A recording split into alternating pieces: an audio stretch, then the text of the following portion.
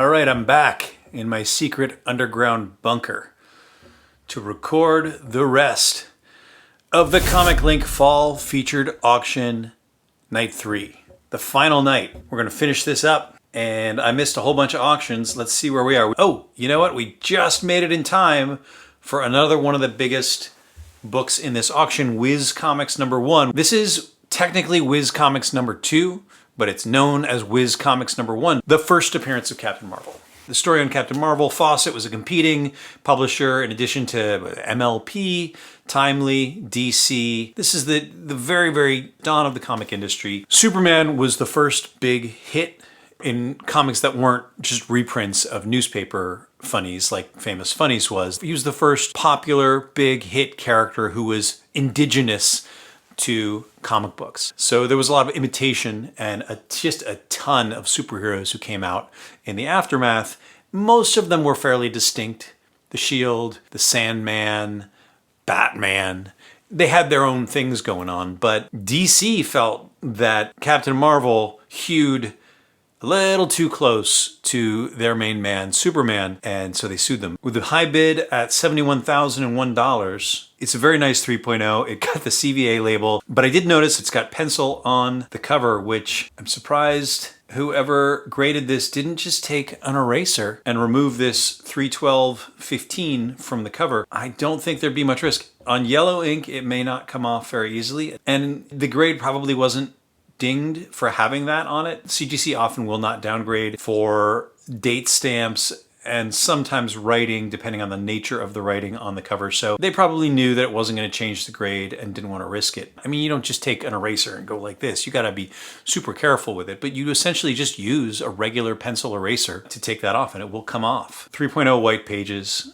Fair market is $52,000, but let's look at the other. That's weird. They've got it listed at $52,000, but we have a sale from 2 years ago in Heritage for $96,000. So they've got the fair market listed at $52,000, probably due to adjacent grade sales, but we got a $96,000 from 2 years ago. So this we know is going to do much better than that. Let's ignore the $52,000 fair market and look more at this $96,000 sale and see if it jumps up there. $80,667. So well above what it's listed as going at, but well below that Heritage sale. And then we got a 4.5 restored. 14,838 is what it is going for. We've got 31 restored copies. We have an 11-year-old sale at 4.5 for 15,806. Moderate professional, and this one was slight professional. Shouldn't make too much of a difference, but the price was 15,806, and here we are going for 14,838 and closing at 22,000. So that did a lot better. All right, we're 3 minutes away from these 3 copies of XMen #1. This XMen #3 looks a lot like XMen 1. So it looks like there's 4 copies, but there's 3 copies. The first one is this 7.0. This is far and away the nicest. The second is this 6.0 with Stan Lee's signature. That is a UK variant. There you go. It's a UK variant. You know, I wish CGC would come up with some sort of labeling system that made the UK variants clearer, because I don't mind the UK variants. I really think UK variants should sell for a lot closer to what the US versions sell for, but I often miss that it's a UK variant. And I often miss the 9D or 9P. Why is pence a D? In Britain, the D for pence comes from the old Roman coin called the denarius. It's a leftover from when the Romans occupied Britain centuries ago. Okay, so the D stands for denarius. So they call them pence, but they use a D. There you go, now we know. We got the Stan Lee signed UK variant at 6.0, and then we got this 5.0 creamed off-white, which is really, really tanned. So this 7.0 is the nice one. 21,000 is what it's going for, and the fair market on that is 20,000. It's already over fair market, 21,500 with 18 seconds left to go. Let's see if we're in a bidding war in the final 10 seconds. Nope. All right, everybody who wants this book is putting in their high bid right now. I'd like this book, and it closes for 21,500, about 8% above fair market value. Now, I'll tell you, as we're waiting for these last 2 books to close, I am on the hunt for an X-Men 1. I have been for a while. had 2 copies in the past. I've sold both of them. I didn't like the copies that I had. The first one I got was restored, and once I learned to understand restoration and recognize it, I don't mind restored books, but Silver Age restored books is a different thing, and this was really badly restored. So once I realized what was going on with the book, it was one of the first books I bought when I started collecting seriously, I got rid of it, and I did fine. I sold it at a really good price. Then I bought another one, sold that at a really good price. Now I'm looking to get in on a higher end copy. This 6.0 was bidding at $6,375, so we look at the fair market at 6.0, $16,500, but we got to keep in mind this is a UK variant, so let's take off at least 30% from that 16,000, which brings us to about 11,500. We're still low. And then we got to take off some for the Stan Lee signature, which not everybody likes. I don't like it. I don't like that he put his signature right on Cyclops' optic blast. It's annoying. I have not yet ever bought a signed book, certainly not a Stan Lee signed book. I hope never to have to. If I see a book going for a good enough price, I may cave and get it, but I'm not going to bid on this one. $6,375, and it sold for $13,125. Okay, some bidders jumped in on that, and it went for still well below book, but more than the 30% ding that you put on a UK variant. Then this 5.0 cream to off-white, this cover does not present well. The reds are still very red, but the whites are brown, and that doesn't look good. Even without comparing it to this 7.0, side by side, you can see the difference. Actually, particularly the 6.0, you can really see the difference. But even without having another copy to compare to, you can just tell. So the fair market on that was $10,000. And it closed for $7,805. Still way down, way down. 5.0s a year ago were 10, 12,000. November 2024, a 5.0 was selling for 10,690. And now this is going for 7,805. So again, I think this particular copy, it's a particularly bad one, but these X-Men ones are still dipping, and I think it's a great time to buy an X-Men one, because I think we're going to be seeing a lot of X-Men in the MCU in the near future. I do believe in the MCU. I think that the brain trust is still there to make good stuff. They just haven't. Their batting average has gone way down in the last 5 years since Endgame.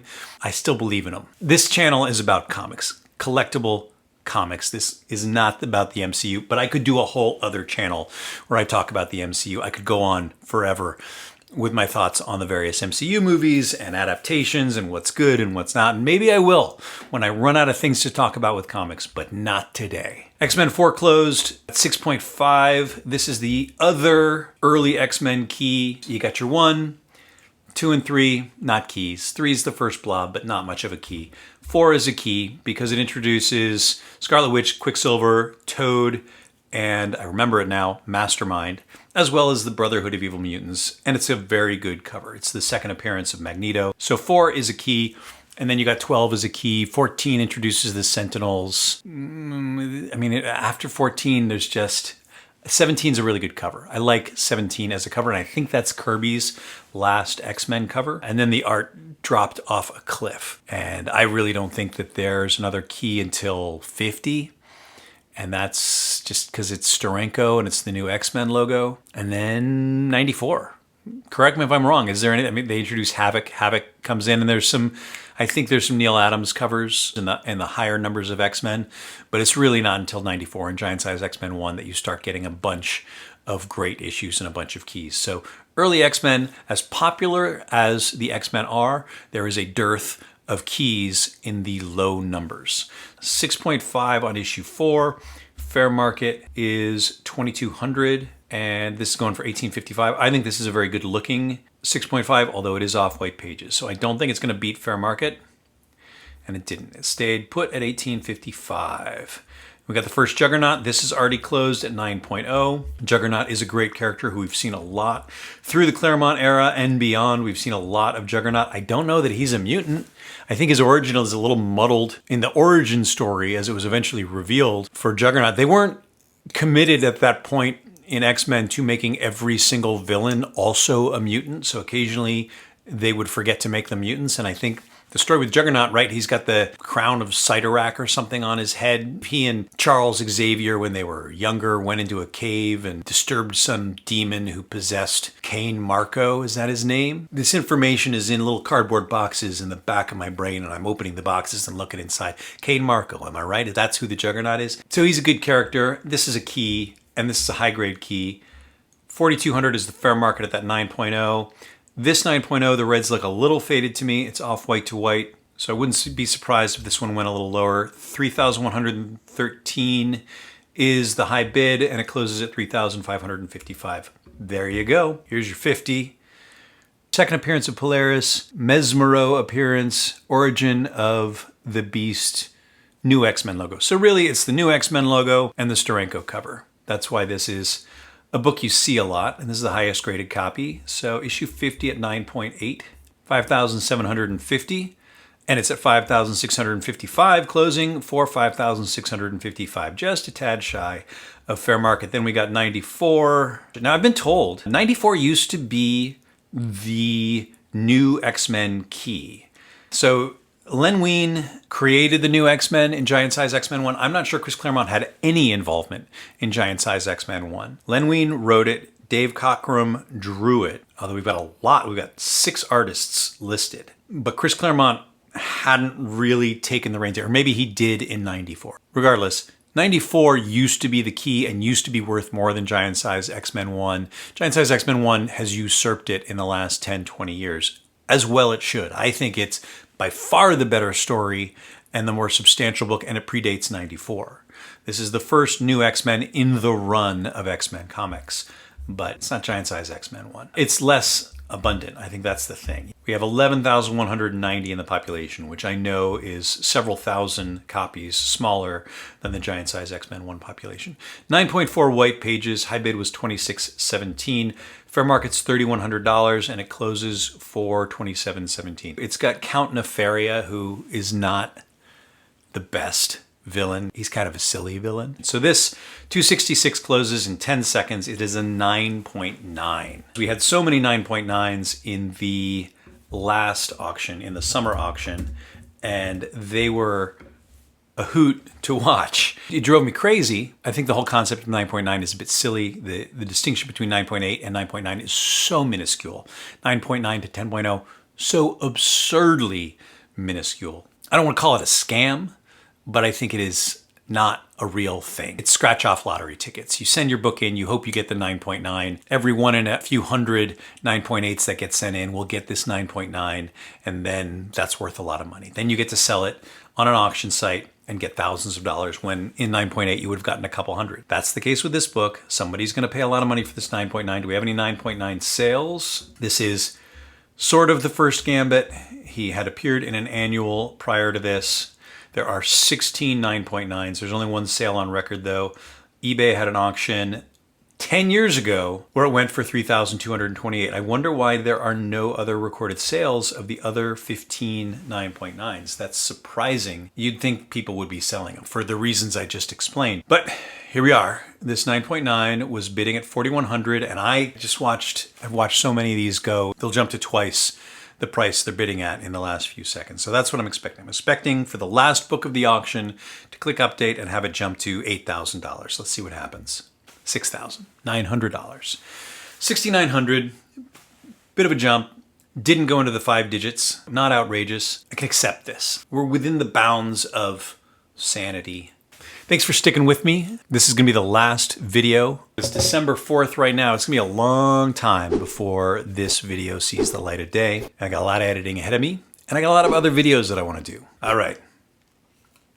That's all for now. Thanks for watching.